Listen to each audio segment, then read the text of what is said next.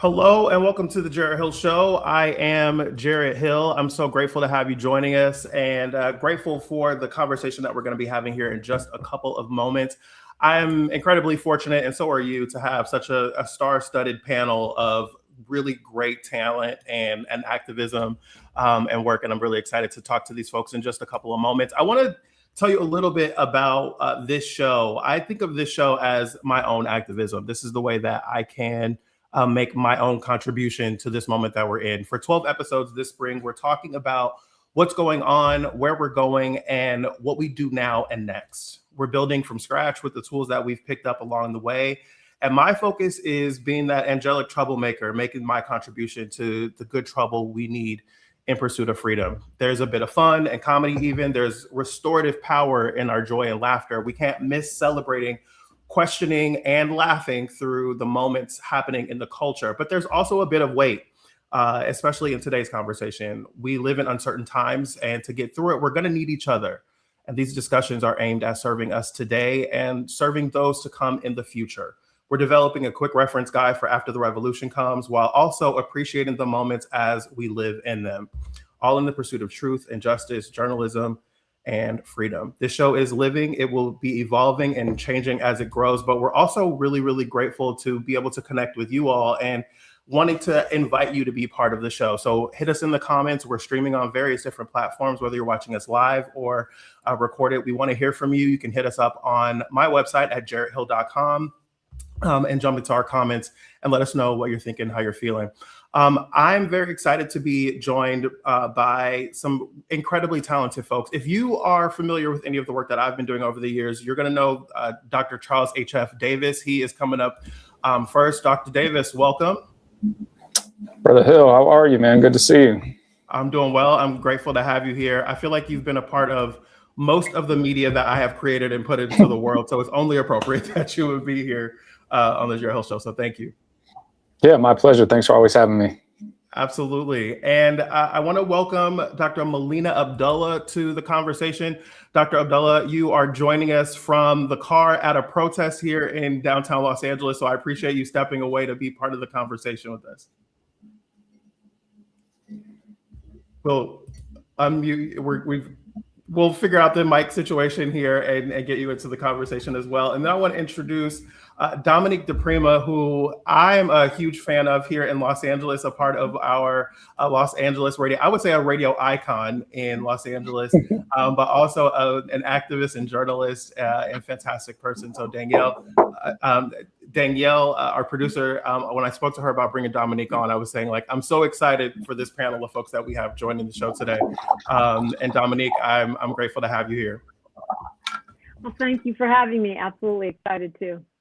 Yeah. So we're working with Melina's connection here. And so if we can get her back in, we'll jump her into the conversation. But I, first of all, reached out to you all because today is tax day. It is April 15th, and we are on what we consider tax day here. And I've been really frustrated by a lot of the different ways that I have seen taxes being discussed online, but also thinking about the ways that I'm starting to see people discussing a tax strike or other ways that they can show resistance in tax policy and the way that we respond with our taxes. And I've reached out to y'all, like, is this something that y'all are hearing about or considering? And I've been wanting to get some perspective from other folks. So Charles, I'll let you go first. How do you even think about the way that we think about our taxes as a site of resistance? Yeah, I mean, I think it's interesting this conversation is happening now because so much of what it means to think about and to be in America is one that's very nostalgic about its past and almost experiences a sense of amnesia. And so when you have folks talking about tax resistance, we often forget that very much the foundation of the country is built around tax resistance, right? The notion of taxation without representation is very central to that idea. And many of the sort of fundamental principles about taxation in this country are born out of that sort of early idea of resistance. So I think in one part, we have to have historical reference points, right? That this is like not a new idea, and in fact has always been a tactic through the annals of history to take on and sometimes even topple empires, because taxation fundamentally has been sort of an unjust practice, especially when we aren't seeing the radical redistribution of those resources to support the social safety net. So I think it's a thing that we definitely want to consider and think about, given the opportunities that we see and the ways that our tax dollars are being used, right? Literally to end the lives of any number of folks who contribute meaningfully to the economy, and to ship those dollars to other places outside of the United States to benefit other countries. I appreciate this perspective from you. Dominique, talk to me about how, Dominique, can you hear me okay? Dominique, I would love to get some perspective from you. I've been on your show discussing reparations, and I think when we think about reparations as a policy, when we think about reparations from various different perspectives of the ways that we're seeing it happen and the ways that we're still challenged by the ways that it could happen, I'm curious how you think about tax policy and the ways in which we could be considering our taxes as a side of resistance. You're not able to hear me, it sounds like. Is that correct? That's what it looks like. That's what it looks like. Okay. So we appreciate the live internet always working with us so well. I will say that as we're working out the audio issues here, I've been intrigued by this as a person who has been obviously we all are expected to pay taxes and feed into that system, but I also find myself looking at the moment that we're in. And I think we've had plenty of moments throughout our history where we've had various different kinds of resistance show up, right? The ways that we can push back. And I'm thinking about this for myself as today is tax day. It is a day that we are considering how we are feeding back into this system. I want to note for y'all that we are working on Dominique's audio here. So our apologies. Charles, I think about the ways that we've seen tax resistance in the past, whether it's Boston Tea Party and various different kinds of ways that we've seen since those early kinds of tax resistance. When we think about how we are resisting in this moment to the ways that our government is showing up, I'm curious about other ways that we're seeing that. I think that protest is one of the things that we always kind of consider being out in the streets and fighting or having a protest sign or showing up with direct actions. I'm curious, what are the ways that you are seeing people show up in this moment that are encouraging you, that are inspiring you, that are seeming like they are effective ways for us to be able to approach that conversation? Well, I think one of those ways is conscientious objection. So we've seen there, be a strong push from those who are enlisted or serve as officers in the military to have conscientious objections to the sort of warmongering that's been continuing to happen and be proliferated, particularly in the case of what's been going on in Iran, but also in other places, to include the extent to which ICE and National Guard are being deployed in United States cities, right? And so I think that conscientious objection as a position is something that we're seeing fairly common, at least within sort of aspects of internally, right, inside of the federal government.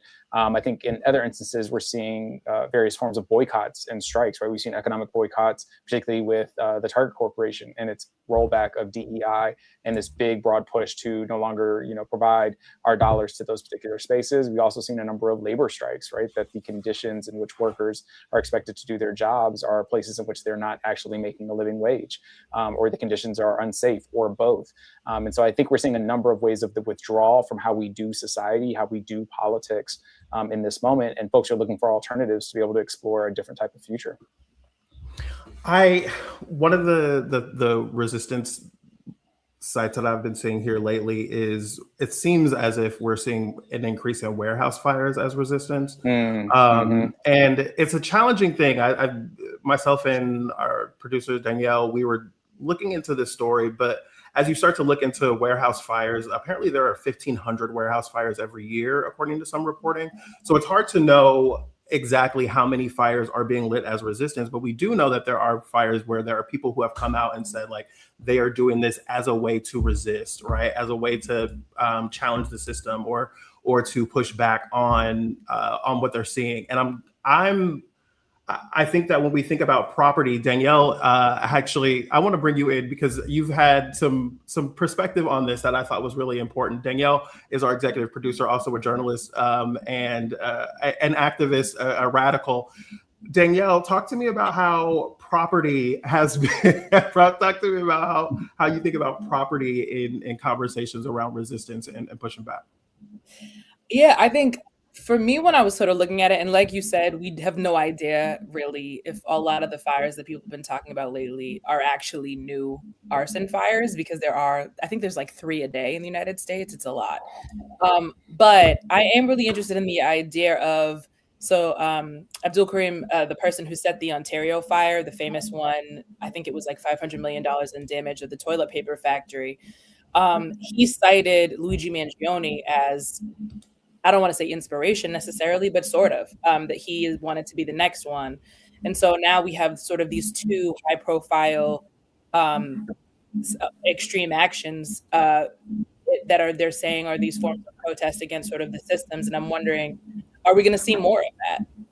And what does that mean for everybody? And is that sort of a natural part of the sort of loss of empire that we're seeing here with the U.S. sort of with the Trump administration?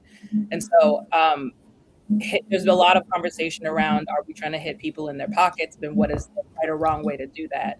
But I these two really high profile incidents, I think, are really interesting, and I'm really following how people respond to it and also what's going to happen going forward.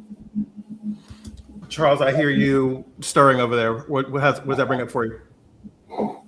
Well, I mean, I think central to this, right, is understanding that this is an economic action, right? And many of the things we had talked about, be that strikes, right, and withholding of labor so that cannot be extracted and exploited, boycotts no longer, offering dollars to these corporations, or where there are damages to property, as a, sort of symbolic gesture that says, if you're going to place property over people, then we need to find different ways to resist that. And if the only way to get attention is to sort of, go through, these alleged sort of destructions of this property to make that point, then I think it's also just understanding the relationship between capitalism and multiple systems of oppression, right? Because also when we think about who's being entrusted to do these jobs, right, and be put in these low wage positions, most often always it's, racially minoritized people, immigrant labor, women, right? So those who are already ridden to the margins of society, also having to deal with sort of the classism dynamic and being underpaid by, dozens of pennies on the dollar. And so I think that has to be a conversation. We're also looking about what's protected, right? That we have more care and desire for the protection of property than we do about people's lives. And we see this in a variety of ways through apparatuses like policing, right? The police are invested in protecting property more so than they are invested in protecting people. The types of crimes against property, are raising to a particular level that the crimes against humanity are not. And so I think all of those things have to be a part of this conversation. I'm with you there. As I'm thinking about this, I'm often thinking about the ways in which we value property over people, the way that we think about capital over people, the ways that we don't necessarily focus on the ways in which we could be making people better, making people's lives better, making people's experience better. But we're often thinking about the things that we own, our assets, et cetera, and our law often reflects that. When I think about that as a site of resistance, how do we address that in this moment? Like when we're thinking about what we want people to do, one of the things that I find really important is giving folks something to do now or next when they're thinking about how we resist. And I'm like, if we're seeing people lighting warehouses on fire, I'm not necessarily telling people to go out and light warehouses on fire, right? Sure. But we also know that when He allegedly he allegedly did, right? Exactly. He pleaded not guilty. We don't know. Fair enough. Yes. But as I think about this, like I saw a thread yesterday that said, something to the effect of like, when the revolution comes, you're going to have to do something that's going to break the law, right? And it's going to probably upset a system. It's going to disrupt a way that people are living. And I'm trying to figure out what we give people to be able to do now and what to do next as we are looking at wars, we're looking at police killings, we're looking at myriad different kind of injustices coming from this system. What are you all thinking about as your own contributions as you are trying to figure out how you push back and resist? Charles, I'll let you go first. Yeah, I mean, I think part of it is recognizing, to your point, that these things not only are likely to happen, but almost inevitable. Every form of organized resistance has at some point reached a tipping, right? And so I think part of this is to not get too prescriptive in terms of like what strategies or tactics maybe one should employ, but rather thinking about what does it mean to engage in sort of the level of consciousness raising and political education, which is sort of the domain that I primarily work in as an educator, is how to give people as much information as possible about what these things are, language that they can accurately describe and analyze those situations, and then lessons from history that can sort of, help us understand how certain strategies and tactics have been effective. But I think everyone has to make their own sort of choice and calculus as it comes to political engagement. Some folks will be differentiatedly exposed to risk, right? And so some can take on riskier types of things than can others. And we'll have to make informed decisions in order for them to do that. But I think the most important part of this, as an organizer, is to say that we need to have political homes. And that is not to be sure the Republican Party or the Democratic Party or someone in the formal electoral politics, but what does it mean to have a political home in your community, right? And so, we were earlier in conversation, hope to bring back Melina, Abdullah, and the Black Lives Matter grassroots organization, right? There are a number of grassroots organizations across the country, a part of the BLM sort of family, but also a number of other political organizations that folks need to get tapped into so that they can have a community not only to help understand the issues in their sort of local spaces, but how they can take political action at the school board level, for example, dealing with local property tax policies that affect the abilities to fund their schools, things of that nature. But folks really need to have a political home outside of the 2 and 4 year window of engaging in the political process. I love that.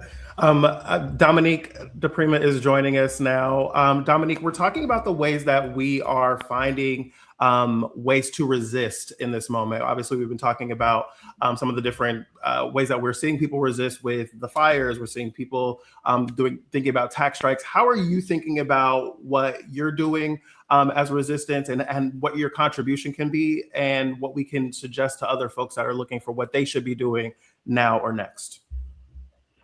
Well, I think in this extremely perilous moment when we're getting the zone flooded, right, and people are overwhelmed with all of the crazy news and sort of aggressive authoritarian fascist moves that are being made by this administration, but also globally, the arts are really important. The conversation is really important. Mindfulness is really important. So I think we have to practice self-care, and I don't mean, lounging in a bubble bath.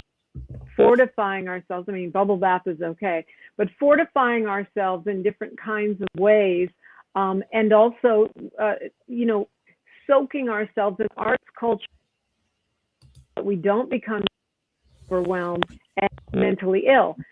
When it comes to taxation, I really appreciated what Dr. Davis was saying as far as the historical country, and I think that's really true. We have to keep pointing it out. But for Black folks, I also think Red Fox, and I think Wesley Snipes, which means, they came and took all Red Fox's stuff, the IRS, and they put Wesley here as usual, we have different standards for other that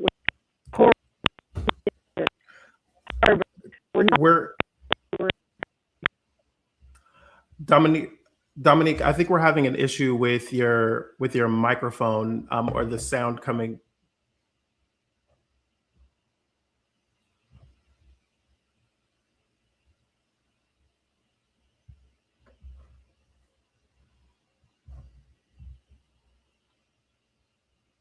I don't think she can hear us either. Okay, I'm gonna pop back up. I think Dominique, we're having an issue with your audio, so apologies. We're gonna pull you back up. But I know for myself, as I'm thinking about what my contribution can be, I think about this show. I think the work that we're doing on the show is something that we think of as a part of our contribution.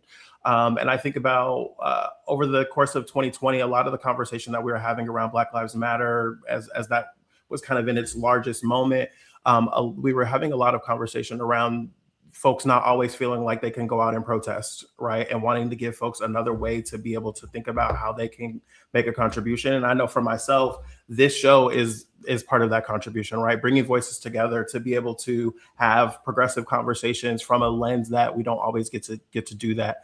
We're having some issues with Dominique's audio, so hopefully we'll be able to grab her back into the conversation. Danielle, when we've been talking about these different stories, one of the conversations that came up earlier, and Charles, I would love your opinion on this as well, is I saw a headline. We've seen different headlines over the last couple of weeks or months where we've seen folks switching sides, if you will, right?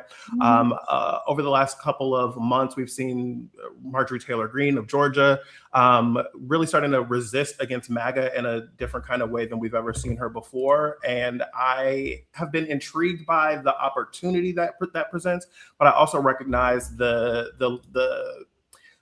ways in which that is a problem for us to figure out how to navigate. I saw a conversation earlier today that was juxtaposing Marjorie Taylor Greene and a response from Ilhan Omar. I'm going to play that right now. We'll talk about it on the other side. American people have to open their eyes and deal with reality and deal with truth. And the truth is, look, you may have supported President Trump for 10 years like I did, like you have, but this is not the same man. This is not the same man that we supported. The fact that they have gotten off the sycophant train and are saying, we trusted the wrong person. We are sorry for that. And we need all of you to wake up to the fact that you've also trusted the wrong person, I think is an important thing for us to put our arms around and say, yes, then now let's figure out how do we save our country from the disaster that this man has created. So I find myself somewhere in the middle of those different positions. I'm not exactly sure that I'm ready to wrap my arms around Marjorie Taylor Greene, but I also recognize that there's a unique opportunity, a possibility of being able to make some progress when we have folks on the other side who have, as they're using the language of open their eyes, we would maybe call it woke. And I think the conservatives would have an issue with that. But Charles, I saw reactions happening on your face. How do you think about when we're seeing people kind of crossing over and not necessarily wanting to pull them over and invite them to the cookout, but maybe figure out how we can have some kind of communication?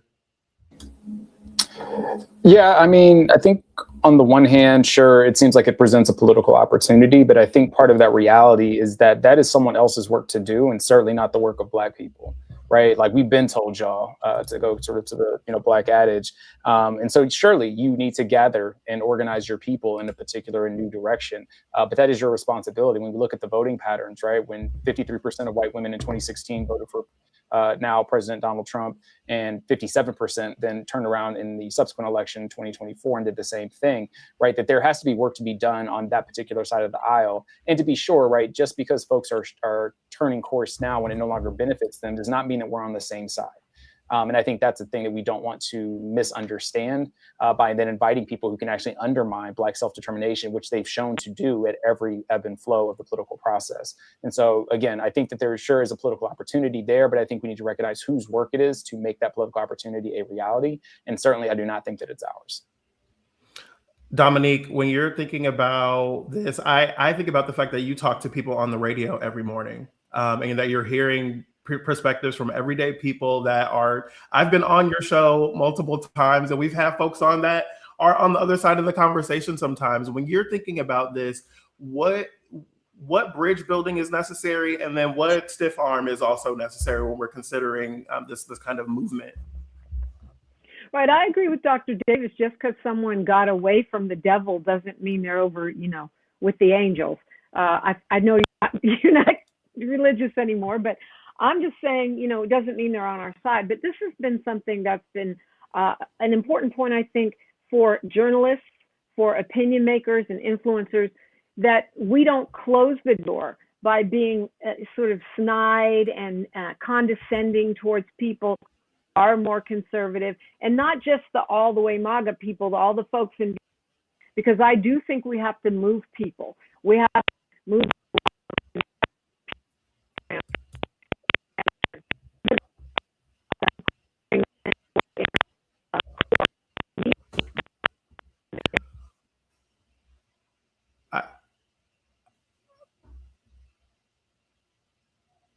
I'm not sure if other folks are having an issue hearing the end of that, but I do hear you saying, like, we have to give people on-ramps. We have to give people places that they can jump in, places that they can, a place that they can be represented and be able to say like, okay, I understand that I did something wrong. I know when I think about Marjorie Taylor Greene and folks like her that have changed their position when it comes to supporting Trump, that does not mean that they've changed their position on everything else, right? That does not mean that they have woken up and seen something completely different. And now they feel differently about Black folks, and they feel differently about abortion, and they feel differently about all kinds of different kinds of rights and guns and stand your ground and Black Lives Matter and all, right? Like, you feel differently about this because of the way that it's impacting your family.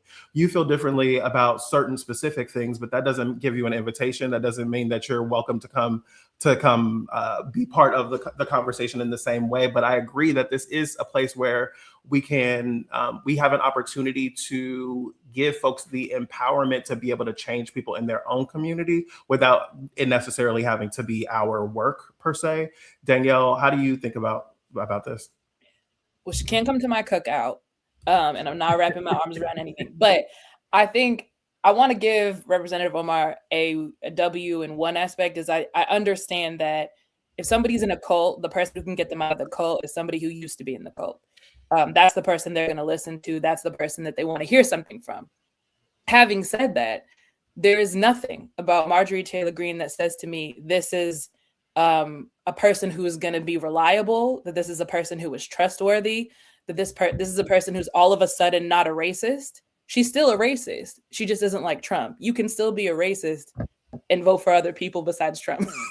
So I don't, in terms of her being involved seriously in any kind of strategy, I think she's a liability more than anything else. But I think in terms of people who might still listen to her and actually maybe convert them, great. I'm happy for that. I just don't think that's a large amount of people. I don't think that's a significant amount of people that's going to make a huge difference. But I hope I'm wrong about that. I just know that I'm not interested in her. I'm not interested, and I don't really care what she has to say about anything. Charles, I'm thinking about the opportunity here. How do we use a moment like this or defections like these, if you will, to be able to get some of the things that we want or need?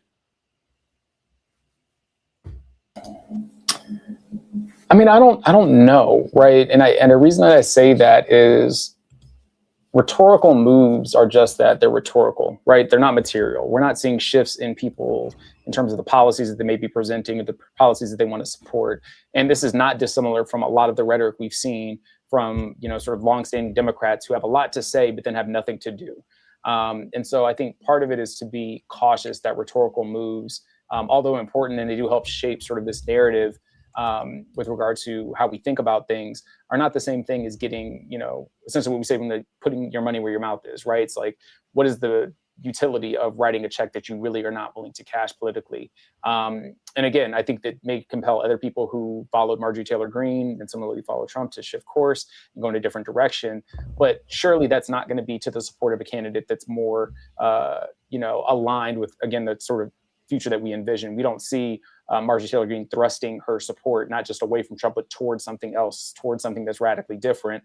And so I think we just have to be cautious of how we interpret the rhetoric as anything more than that.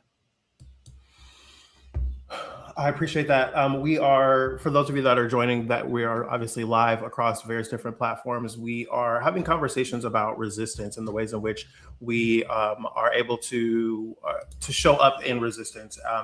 We are joined by Dr. Charles H.F. Davis and Dominique diprima. We've had some technical issues with Dr. Melina Abdullah, and we're trying to get her back. So we'll see if we can work that out or have her on another time.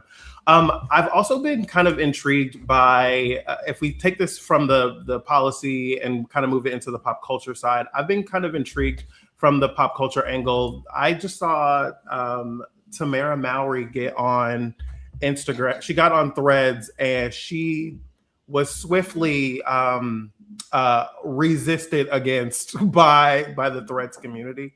And all of her commentary, all of the threads underneath her were, about her white husband not being a MAGA or being on Fox News and all these different things. And I get it. Like, it's also entertaining and funny and things like that. But I'm also like, how are we handling Black folks that are starting to shift away from us. I think about the tweets that I see when they're like, yeah, well, Harriet wasn't trying to save everybody, right? And I mean, I get that position. I get that. But I'm curious how you all think about the ways in which we have folks that are a part of community who, Tamara hasn't, to my experience, Tamara hasn't come out as MAGA, but her husband is a Fox News reporter and a conservative.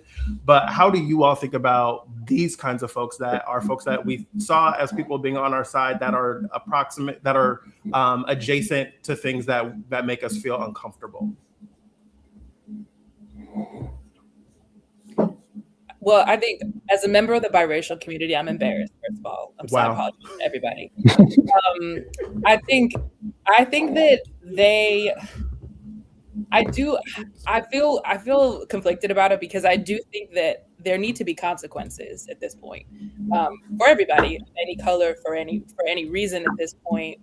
This is an important moment, and this sort of casual, your opinion is your opinion, or your political belief is your own, this isn't going to hold up anymore. It never did for me in the first place, but I think there was a lot of room for that in society in general and in conversation in general. And I think that's ended. And I think that's a good thing. It's a good that people care about it. Do I think that creates a space for people to potentially come back? We talked about Chile last week. Probably not. And maybe that's an issue. But I don't feel bad for them. Should I? You said that with a question mark at the end, which the being irredeemable is what's difficult for me. Dominique mentioned earlier that I'm not, as religious as I once was, and not identifying as Christian anymore. But I'm more so thinking about the ways that people being irredeemable often feels like it may not be as useful a strategy as we would like when we're trying to build a coalition. But I'm challenged by that also, because I think about, as a queer person who's in community with a lot of queer and trans folks, I think about folks like Dave Chappelle, who have really upset a lot of people, who have said a lot of things that have been harmful and has made people feel like they wanted to resist anything that he does. And I'm like, what do we do when we have these folks who are really brilliant in certain kinds of ways, but are really problematic for us in other kinds of ways? I feel like we're going to be seeing more of that as we traverse down this road further and further along with this Trump administration. Charles, when you're thinking about these folks and the ways that they show up in the world, how do you engage with someone like that? So there are a lot of directions that we could take the conversation, right? I think one part of this is that, there's a particular politic in which we can understand that no Black person is or should be rendered disposable. At the same time, that does not mean that they are all, deserving to be, quote unquote, rescued at the expense of additional pain and suffering for larger Black communities as a whole. And in saying that, I think part of it is to recognize that we should always protect all Black people against anti-Blackness and against white supremacy, in the same ways we should protect all Black women from misogynoir. And yet at the same time, for those who may be subject to those forms of discrimination, right, we also have to protect other members of our community from the types of harm and violence that they may cause, which is to say we can protect and, resist against anti-Blackness and white supremacy on behalf of Dave Chappelle, while at the same time wanting to protect our trans siblings from the harm and violence that his rhetoric may cause. And I think we have to hold the tension, right, in that contradiction of what it means to fight multiple fronts, right? That also doesn't mean that we're excommunicating people necessarily, right? We can't think of a future in which we don't actually have to engage and transform conflict in a meaningful way. But in order to actually be accountable and to be answerable to Black people, there has to be some level of recognition of wrongdoing, right? A commitment to change behavior as it moves forward, and not continuing to find ways to excuse, bad behavior when it needs to be in community, right? We can't operate in a space where we're basically harboring and insulating people who do harm and violence. We've seen this, any number of ways, not just in this, sort of celebritized way of thinking about who's, in connection with who, but also like within our own families. Right. And we think about how silence and a culture of silence has led to repeated offenses and harms by people there because they're unwilling to be honest about what happened and to take account and to be able to move forward in a different way. So I think we just got to sit in that discomfort and in that tension and really weigh, what do we think that it is we're gaining by allowing folks to come back into community in the same ways that they were if we haven't actually gone through the steps of transforming conflict in a meaningful way. I am grateful to be able to chat with y'all about these different topics. I apologize to the audience for the different technical issues we've had. Danielle, I appreciate you jumping in, and we had already planned on having you jump in, but I'm really grateful that we had you available to jump into the conversation. Charles, we're going to have you stick around because I want to talk to you a little bit more about your work as over the past week, about last week, I should say, you were here in Los Angeles, and you've been on tour working on a film that you have produced and showing it to folks. And I want to get into a little bit of conversation around that because I feel like that has been an interesting piece of resistance for you. Can you talk to people about the film that you've produced called Things We Imagined?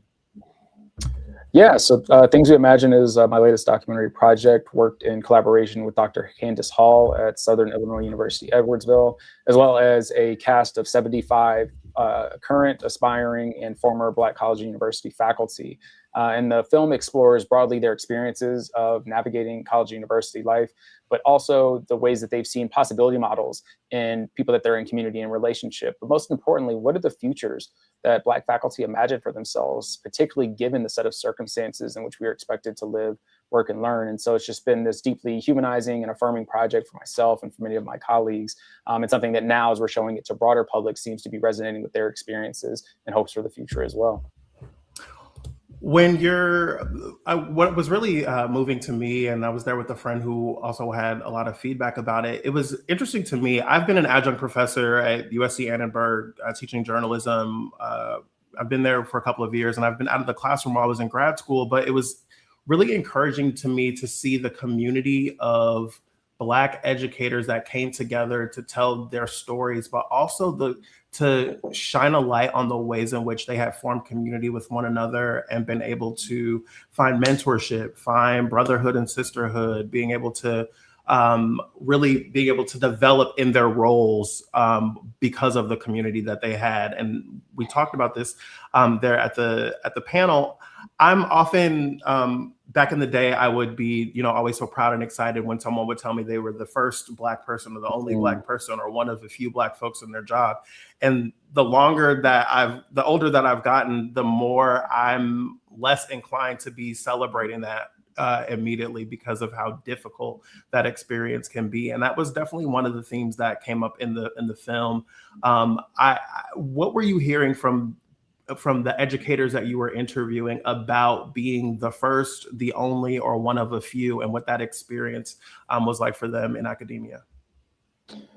Yeah, so contrary to, sort of how it's thought about in the public sphere and also how media sort of portrays this idea of being the first, for many of the faculty with whom we spoke, there was no sort of, meaningful sentimentality or excitement about being able to sort of be singled out and to be excluded in this particular type of way. No one thought of themselves to be particularly exceptional as a consequence of them having been the first to, gain tenure at their particular department or to become the first Black dean or, the first Black woman to earn full professor. And so I think that's sort of a stark contrast to how we think about and celebrate first, in large part because all of us who have been in that position or in that position currently understand what's lost when we start to focus on the sort of exceptional Negro, right? Which is we don't talk about the never was and why that came to be.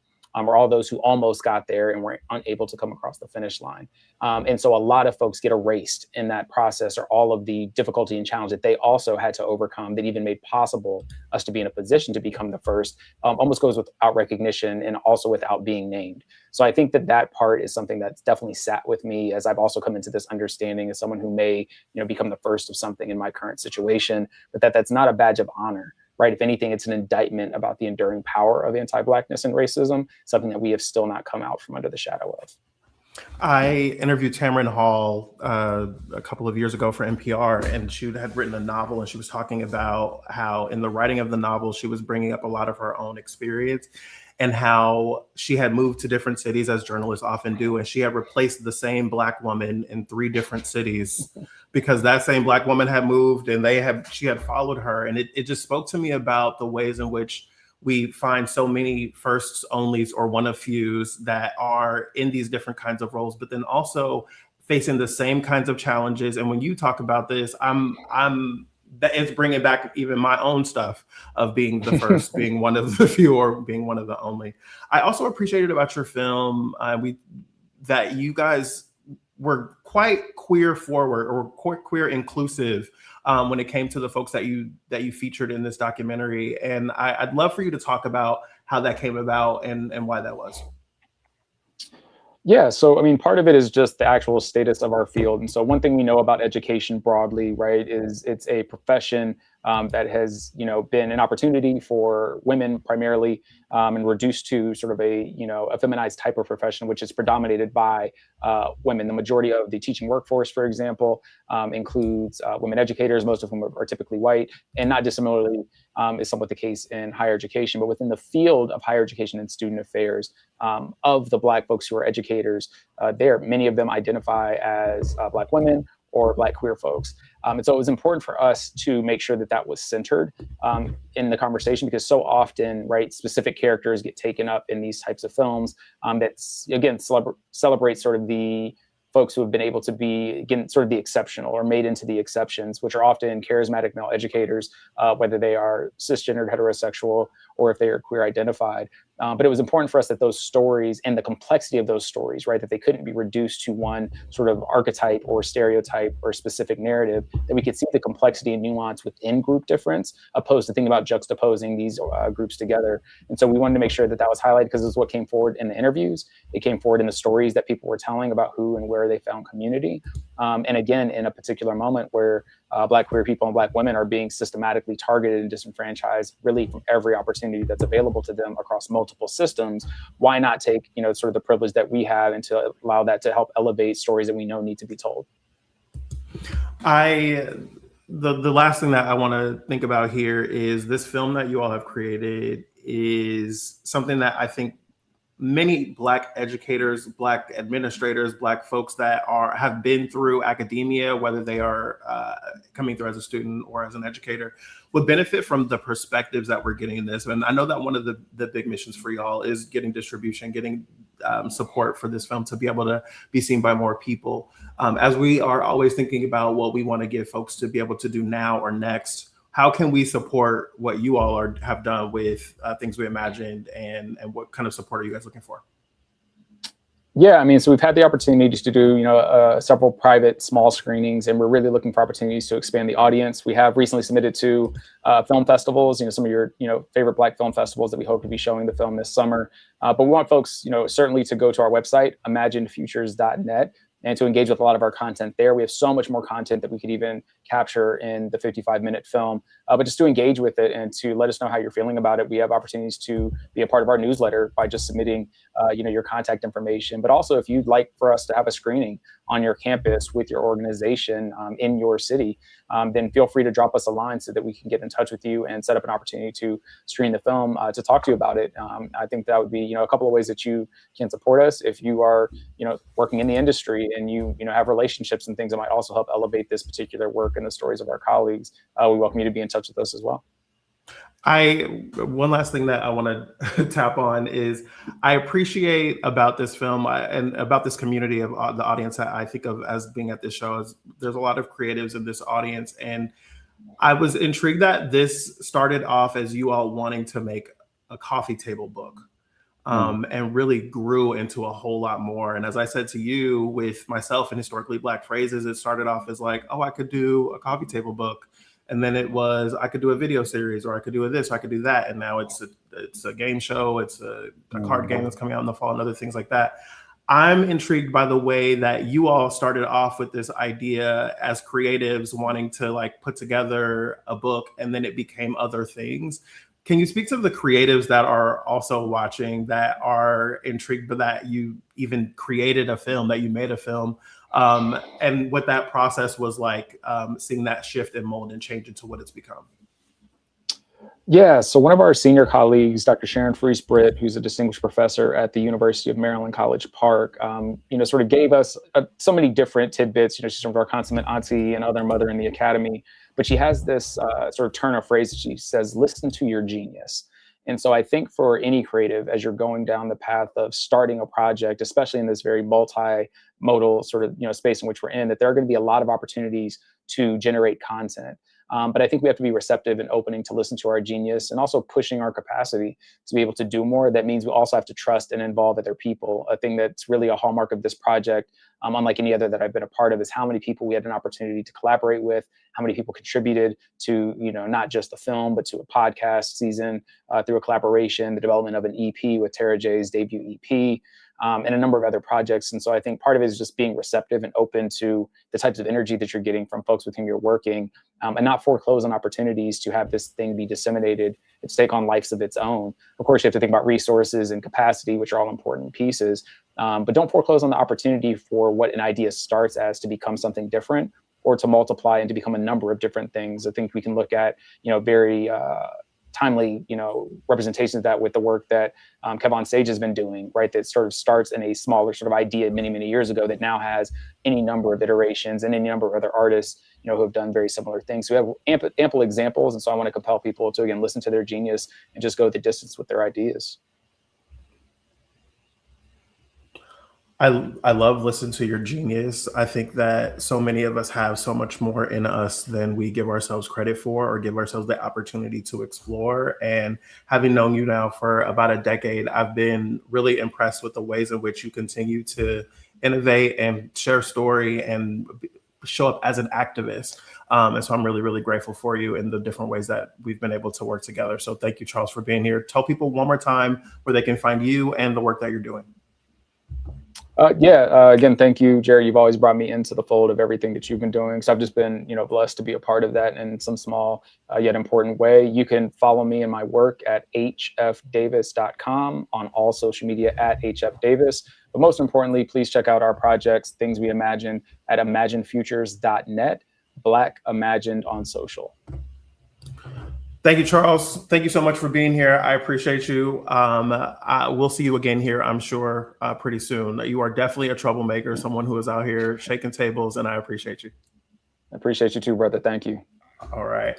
As we get ready to wrap up, I'm grateful for all of y'all tuning in. Even we're live, right? We're having live things happening here on the air with tech and all the different things. So I appreciate you for sticking with us. You can find all the information about this show and all the different things that we do at jarretthill.com. I'm going to bring Danielle DeCourcy back up one more time. She's our executive producer. Danielle, we've gotten through 2 shows now. I feel like we're basically home free at this point. We can do anything. Nothing bad could happen now. Nothing bad could happen now. What could go wrong? Yeah. Between Wi-Fi and audio problems, I think we did okay. We did all right. The fans love it. It's exciting. You never know what's going to happen. I'm sure all the comments will be, what is going on? What were you doing?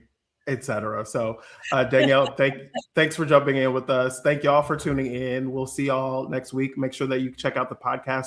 It comes out on Thursday mornings. You can check out the live stream of this episode. Will be live here every Wednesday at 5 o'clock Pacific time, 8 o'clock Eastern. We'll see you next time.